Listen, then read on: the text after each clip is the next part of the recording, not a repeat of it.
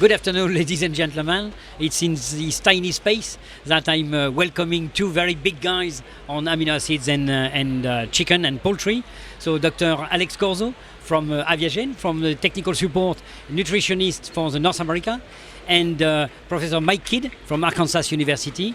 You are all well known in our industry and so on. And I wanted to organize this small roundtable on sulfur amino acid to see how important are the defining or refining the requirements on sulfur amino acids. So the first question I would like to ask you is, with the evolution of the genetic potential and so on, should we revise the amino acid and particularly the sulfur amino acid requirements? Maybe Alex? Yeah. Or, yeah. You go first. I think it's not just the genetic potential changing. It's a yearly question we should ask as protein becomes lower, as we have more crystalline amino acids that can be formulated in the diet. The diet is changing. There's less soybean meal with the lower protein diets, and every year we get a better bird. So I think it's natural to assess the need of the most important amino acid, the total sulfur amino acids in the diet on a consistent basis. And you think it's an important way to save money, to reduce margin and so on in our production cost and so on? Alex, maybe on the evolution? Yeah? I think going back to your original question from a genotype standpoint, I do think there is always a need to revise the total sulfur requirements, not because the requirements may be changing per se, but we know growth rates are changing, and as a result, feed intake patterns. So what we may have called the starter phase 10 years ago is now something completely different. So we are in a need to reduce or concentrate the amount of methionine that bird is allowed to, or going to be able to consume for that starter phase. We know we're making a lot of progress on feed conversion and all these other parameters. Well, one of those parameters that we're improving is the age to market. And by doing so, all these phases continue to dwindle. And so that's why I think it's important to reassess constantly both the methionine and the total sulfur amino acid requirements. And you think that would be different from the other amino acids, for instance, that we might change the ratio between methionine and lysine, for instance, or depending on this evolution, or it would be constant in relation with the lysine, for instance? What is your feeling on that? I don't think it'll be constant. I think, as Dr. CORZO very carefully pointed out, we are bringing the bird to market at a more rapid pace. And when we look at the ratios, lysine having a almost virtually zero requirement for maintenance, that's going to increase the other amino acid needs as a ratio to lysine as this bird is brought to market at a faster pace. And we have to continually look at the interactive effects, and particularly with methionine, because it's first limiting and lysine is second limiting. So they are very closely dependent upon one another. And that information is not in the literature to the extent that it should be. We've moved a lot looking at threonine to lysine ratios based on the commercialization of L-threonine in the 1990s. But I go back to the Hickling paper from Canadian Journal of Animal Science that showed the classic methionine by lysine interactive effects that are different from performance and breast meat yield, and I think we need to reassess that as a principle. Yeah, and you think that could be reassessed also according to the growing phase? Because you say that the total duration of growth has shortened, but do you think that some phases are more critical to reassess the requirements than others, for instance? Absolutely, because the growth phase is shifting, so it's coming further back, and instead of the critical period, on the peak of the growth between say 15 to 20 up to 35 days of age, it keeps getting earlier. And at the same time, I think we need to reassess the impact of that starter ratio and that starter level that's needed to have an impact on the finishing bird.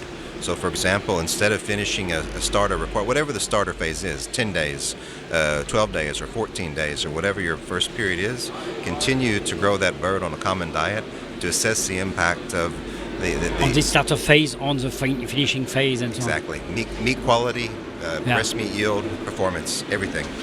And talking about the factors influencing the requirements, you talk about environment, you talk about maybe hot conditions compared to temperate conditions.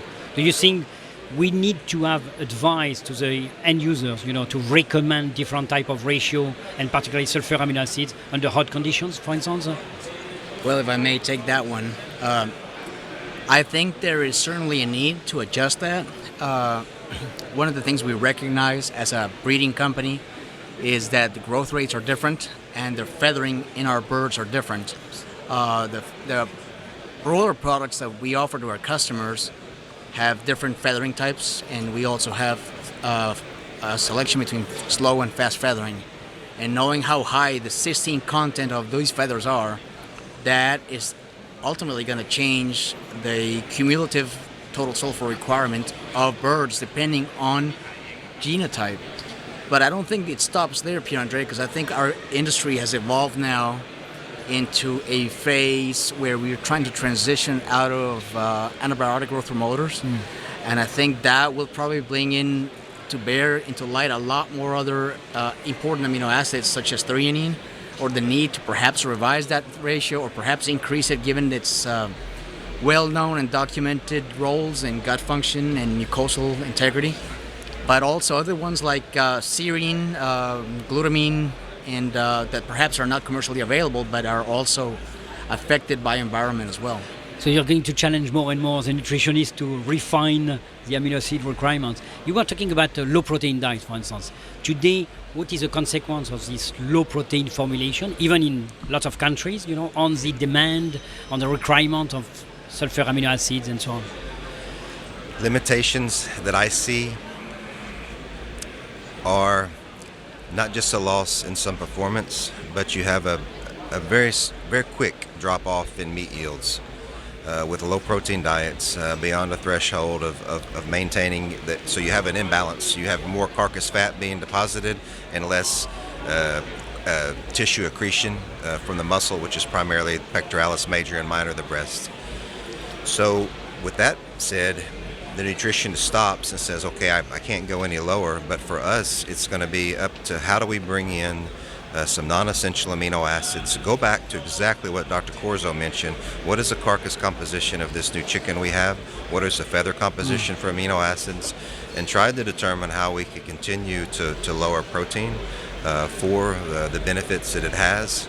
And what that's going to do also is challenge methionine, because as we bring in these other amino acids, we keep increasing synthetic methionine more and more and more as each limiting amino acid comes in the formula.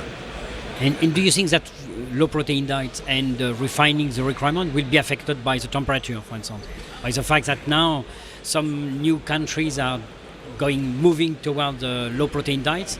I think you have the temperature, and I think another thing to consider is in temperature feeding lower protein diets and the impact on protein supply as an excess on an amino acid requirement, because there's a lot of classic literature that looks at how the amino acid responses are affected by protein supply in the diet, which is going to be less as we go forward.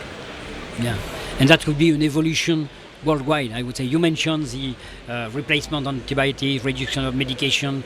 You have the low protein diets and so on, so you need to revive. Looking at the low protein diets, in swine, for instance, people are also taking into account the dietary electrolyte balance, because you need to change your mineral supply and so on. Yes. What do you think about that? Because I haven't heard about people modifying the DAB. Oh no, I think it's really important. I think it's really important to look at the complex equation, to bring in all the electrolytes to focus on. And you have to understand that as we reduce soybean meal, our main cation with potassium is decreasing on just a linear basis. So we have begun not just adding buffering for a DEB equation from sodium bicarbonate, but also potassium sources in our low protein feeds at the university, just to maintain a balance as we add more amino acids. And as a genetic company, did you look at that, at the dietary? We have, Pierre-Andre. Not so much comparing genotypes, but as a function of breeder performance, because electrolyte balance appears to play a big role on shell quality, on embryo viability. So all these factors Dr. KIDD mentioned in terms of soybean inclusion fluctuations are definitely going to impact the way that equation balances out. So you got to be able to have alternative sodium sources, alternative potassium sources to be able to balance this equation. Or from a breeder standpoint, we can certainly expect some tangible impact if this is not taken under consideration.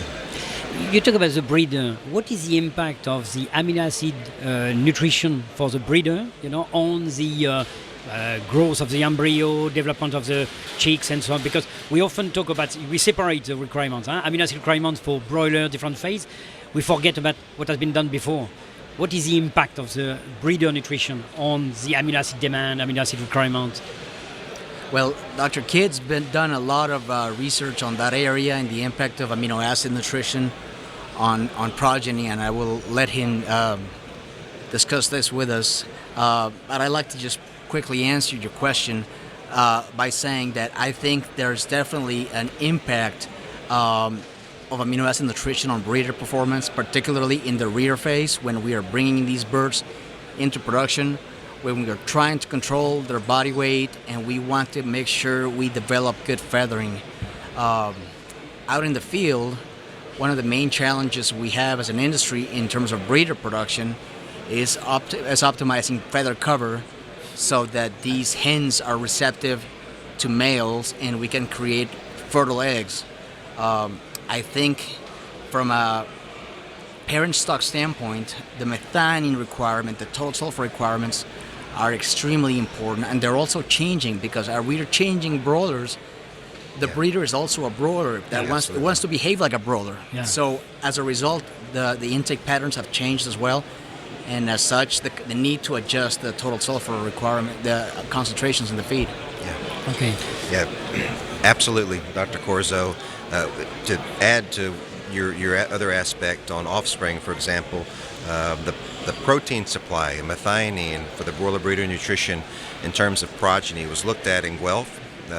There's 3 papers actually out of Dr. Leeson's laboratory, and that was some time ago, and it was kind of quiet, and everybody kind of refocused on minerals and other needs of the broiler breeder. But very interestingly, now we have a number of labs. We have the group in Canada, in Manitoba, or Alberta, I guess, and then we have the group in Wageningen. And then at Arkansas, we've just finished some work as well, looking at not just protein supply in the breeder, but also protein status in the pullet, so up to 22 to 23, 4 weeks of age. Not completely changing the diet, but completely changing the way the pullet's allowed to consume, to flesh out. And we are seeing in all of those laboratories impacts from pullet nutrition on not just the performance of the offspring or the progeny per se, but the meat characteristics in terms of fat deposition. It's very interesting to see how prolonged the effect is. It's very interesting, and whether you call that epigenetic or how you want to term it is something that I think is very young in the field of science, but critically important in how we can imprint this offspring for more environmentally friendly protein supply in the future. There is a big issue in our industry, particularly in broiler, regarding the breast meat defalls and so on. And I know that both of you have different ideas about how can we help people, to reduce this issue. Well, I think it is a complex problem that we have. It's not easy to manage. We did not select our birds with the intention of creating this problem. And like other problems that have occurred in the past, like ascites or tibialis chondroplasia, we inadvertently, while selecting for rapid, more accelerated feed consumption, we did not know exactly what else should we be looking at. When we realized the problem we had at hand is now that we're doing a very comprehensive selection program against it. Having said that, I think there is things in the meantime that we can do while these selection improvements start taking place. They should be starting to take place. They're not going to be fast. They will take some years to be selected out. They're never going to go to zero either. I want to set expectations for everybody. But it will go to the same levels that you see ascites these days. It occurs, but it is not a problem. But I think that there's obviously, we recognize in my particular breeding company that faster growth rates ultimately have resulted in a higher incidence of these myopathies. So there's ways that we have been experimenting or doing testing interventions on how to lower these incidences, and these include superdosing with phytase and looking at antioxidant status. And we've also tried to slow down the growth rate of birds via lysine manipulation of the second feed, being the second feed where the steepest growth of the average daily gain curve typically is. That's the steepest part of the curve. That's where they accelerate the most, and that's where they're accreting the most breast meat. So we feel that that's probably the one segment where we can perhaps manipulate the growth curve and perhaps produce a bird with less incidence. We have been successful in some trials at doing that. At others, we haven't, but we have been communicating that to our customers and our industry as results come out, and we continue to do so. Thank you, Alex. And Mike, No, you have it's idea about the... hard to add a lot to what Dr. CORZO Yeah. just mentioned, but I agree completely with the time of life that they're focusing in the birds' growth pattern and accretion rates. So it makes perfect sense. And So it's a challenging issue for the nutritionists, for the, I would say, bird managers, but also for the nutritionists. So absolutely. we need to investigate more and so on, because as you say, it's not an easy job. We need to maintain growth and to reduce the incidence. Ultimately, our customers are for profit, and they need to be competitive to be able to generate profits. And we have to come up with high breast meat yields, good feed conversions, good average daily gains, and they're not going to do that by feeding suboptimal amino acid nutrition. So, while we expect the incidence in things like wooden breast to decrease about 10% to 15% per year, that's on a percent basis of that value, not. So if you are So I just want to make sure that the right number is interpreted. If you have an incidence of 20% woody breast in the year 2019, based on our selection estimates in the broilers that you will be raising in the year 2020, you can expect anywhere between 18 and 17% incidence of wooden breast. Okay, thank you. Anything to add, Mike, on the amino acid part of the... No? Okay, thank you very much, guys. I appreciate you keep some time for us.